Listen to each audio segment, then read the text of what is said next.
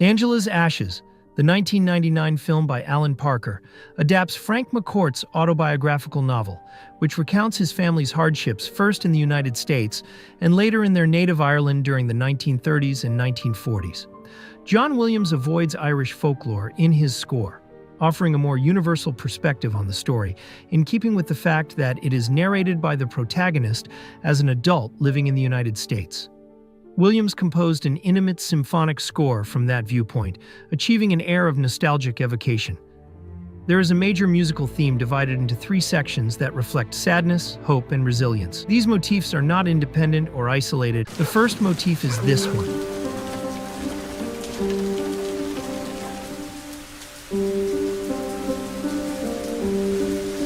It is brief and austere, almost like a whisper. It conveys melancholy, sadness, and nostalgia, reflecting the vulnerability of Frank and his family.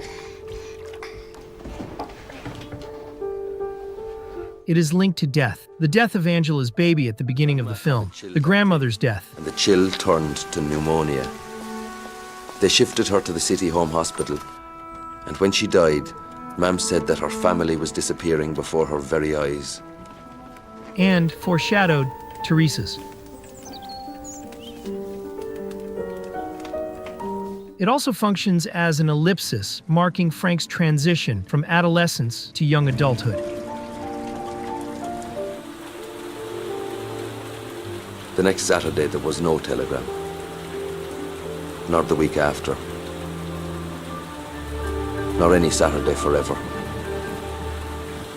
The second motif is this one. Every day, I couldn't wait for the doctors and nurses to leave me alone so that I could read my books.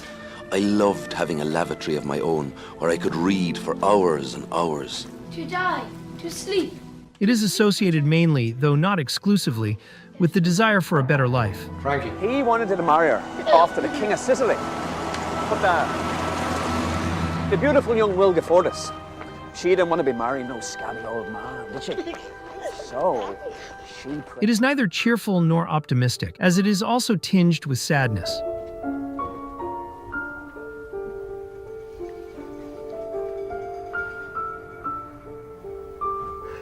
Sweet Jesus in heaven, Maliki. However, its character is more open and luminous, as in the moments when they return to Ireland with the hope of a better life.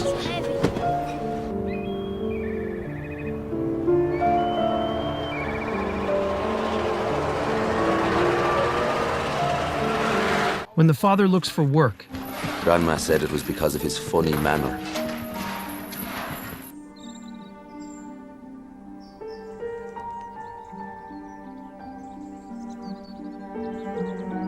in scenes of family love,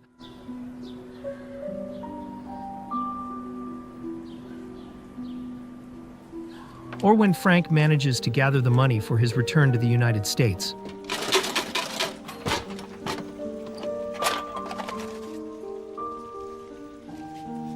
The third motif, this one, The cold.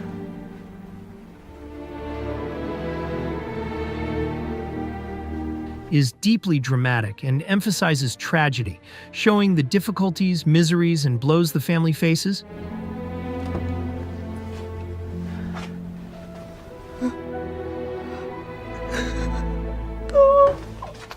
It interacts with the other two motifs, adding darkness, heaviness, and a sense of fatality and failure, especially after the children's deaths.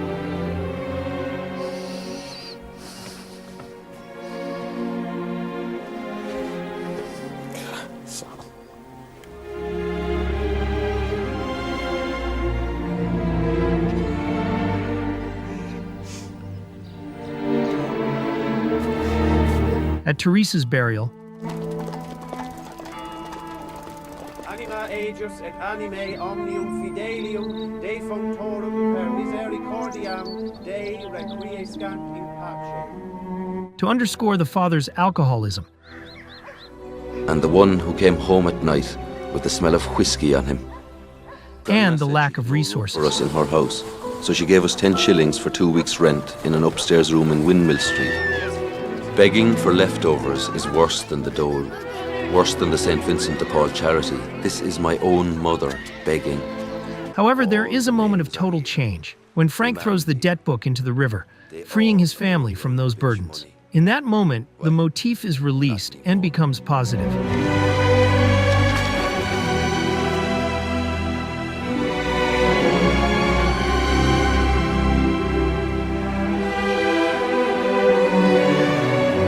This musical theme, however, is not the main one, despite being heard so frequently in one of its three parts. The main theme, the most important and decisive, is this one.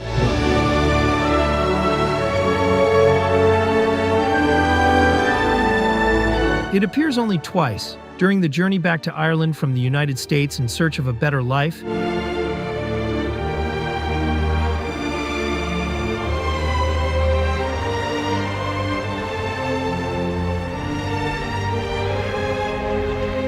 and during Frank's return to the United States from Ireland, once again seeking a better future.